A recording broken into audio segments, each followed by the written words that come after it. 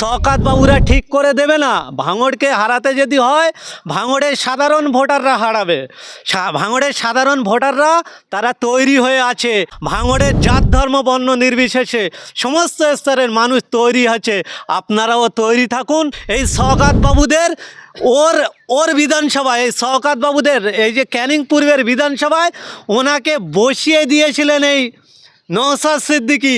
এবারে ভাঙড় সহ পশ্চিমবঙ্গের মানুষ ওনাকে শুইয়ে ছাড়বে, এটা আপনাদের মাধ্যমে ওনাকে জানিয়ে দেবেন। যে কোনো রাজনৈতিক সভা বা স্টেজ থেকে বলে দেবে আর সেটাই ফুলফিল বা সাকসেস হবে এমন কোনো ব্যাপার নয়। আমরা দেখেছি। আপনাকে একটা এক্সাম্পল দিই আমি। এই শওকত বাবুরা একটা সময় বলেছিল বিধানসভার পূর্বে যে আব্বাস সিদ্দিকীর ভাই নওশাদ সিদ্দিকী যদি ভাঙড় থেকে যেতে তিনি তার সার্টিফিকেটটা ছিঁড়ে দেবে। তিনি দিয়েছেন?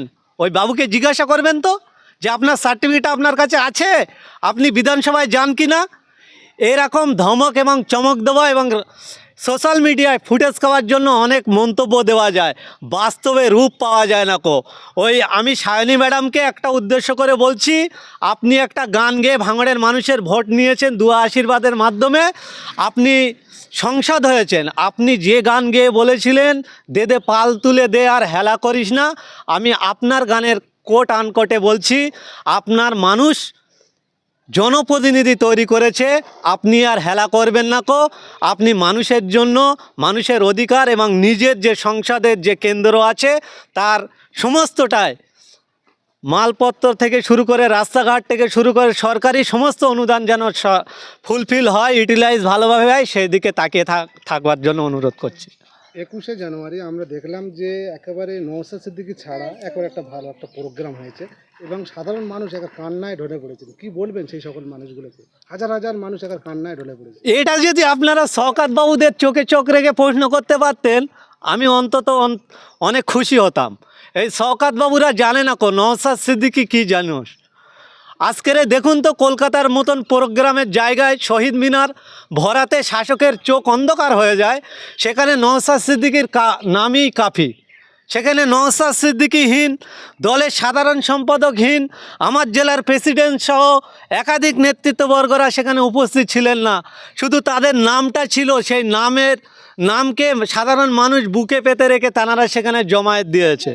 তাহলে সেই মানুষটা যখন লড়াই সংগ্রামের ময়দানে আসবে, আর একটা কথা বলে রেখি, হয়তো আমি ভুলে যাব, নওশাদ সিদ্দিকী যখন রাজনীতিটা বুঝতেন না 2021 সালে এই শওকত বাবুদের ওর বিধানসভায়, এই শওকত বাবুদের এই যে ক্যানিং পূর্বের বিধানসভায় ওনাকে বসিয়ে দিয়েছিলেন এই নওশাদ সিদ্দিকী। আর এবারে আমরা বলছি নওশাদ সিদ্দিকী তার চার বছরে অনেক রাজনৈতিক জীবনে তিনি উপলব্ধি করেছেন, রাজনীতিটা শিখেছেন। এবারে ভাঙড় সহ পশ্চিমবঙ্গের মানুষ ওনাকে শুইয়ে ছাড়বে, এটা আপনাদের মাধ্যমে ওনাকে জানিয়ে দেবেন। আপনি একটু আগে বলেন যে গণতন্ত্র প্রক্রিয়ায় রাজনৈতিক ভোট হবে বা রাজনৈতিক দল হবে। বুকে হাত দিয়ে বলুন তো, গণতন্ত্র রয়েছে আপনার পাশেই কবর, সেই মহিউদ্দিন মোল্লা এখনও শুয়ে আছে, ইনসাফ পেয়েছে? তৃণমূলের কাছে আপনি গণতন্ত্রের আশা করছেন? যারা বাংলার মসনদকে দখল করার জন্য ভরি ভরি মিথ্যা প্রতিশ্রুতি দিয়ে তারা মসনদ দখল করেছেন। এ বাংলার মাননীয়া কি বলেছিলেন আপনার জানেন না? ফুরফুরার জমিনের মতন দাঁড়িয়ে বলেছিলেন ফুরফুরায় রেল হবে। মাদ্রাসা বোর্ডের একাধিক নেতৃত্বদের পাশে নিয়ে বলেছিলেন 10,000 মাদ্রাসা অনুমোদন দেবে।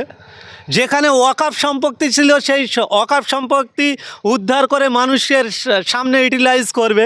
সেসব কি একটাও বাস্তবে মিল হয়েছে? যারা মিথ্যা প্রতিশ্রুতি দিয়ে বলেছিল যে যারা বেকার তারা চাকরি পাবে, আজকের চাকরি দিতে পারছে না, বারে বারে স্টেজ বেঁধে বলছে, সেই সব মেধাবী ছাত্রছাত্রীদের ঘুগনি বেচার নিদান দিচ্ছেন, চা বিক্রি করার নিদান দিচ্ছেন। এদের কাছ থেকে আপনি গণতন্ত্রের শিক্ষা লাভ করবেন?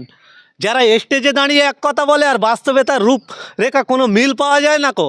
এরা শুধুমাত্র নিজেদের স্বার্থসিদ্ধি বাড়ানোর জন্য, নিজেদের ক্ষমতা দখলের জন্য এবং বাংলার মসনদটাকে কিভাবে দখল করা যায় সেই টেন্ডেন্সি নিয়ে চলছেন। এই কিছুদিন পূর্বে আপনারা অবাক করে দিয়েছেন, তাকে ওয়েলকাম জানাচ্ছি আমাদের পক্ষ থেকে। আমডাঙ্গায় আমাদের ক্যান্ডিডেট তিনি জিতে গিয়েছিলেন, আমরা একাধিকবার দাবি তুলেছিলাম। আজকের তৃণমূলের একাধিক ওখানে স্থানীয় নেতারা বলছেন যে আমডাঙ্গায় তৃণমূলের যিনি বিধায়ক হয়েছিলেন তিনি 4,000-এরও বেশি ভোটে হেরেছিলেন।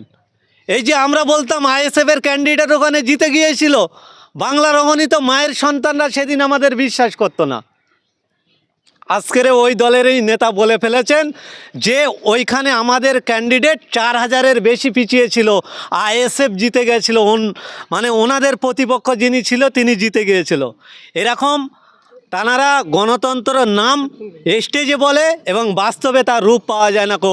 এটা একটা এক্সাম্পল। বাংলার শুভবুদ্ধি সম্পূর্ণ মানুষের কাছে আমি বলবো, আপনারা সজাগ হন, রাজনৈতিক সম্বন্ধে আপনারা সচেতন হন, বাংলা বাঁচানোর জন্য, বাংলার সম্প্রীতি বাঁচানোর জন্য এবং সুস্থ সমাজ গড়ার জন্য নওশাদ সিদ্দিকী যে ডাক দিয়েছেন, তানার হাতকে শক্ত করুন, মজবুত করুন এবং আপামর জনতা সম্প্রীতি বজায় রেখে জাত ধর্ম বর্ণ নির্বিশেষে একত্রিতভাবে চলার জন্য যে টেন্ডেন্সি নওশাদ সিদ্দিকী দেখাচ্ছে তা না সামিল হওয়ার জন্য বলবো। আমার নাম MD Alamgir Hossain, Indian secular ফান্ডের একজন সাধারণ কর্মী।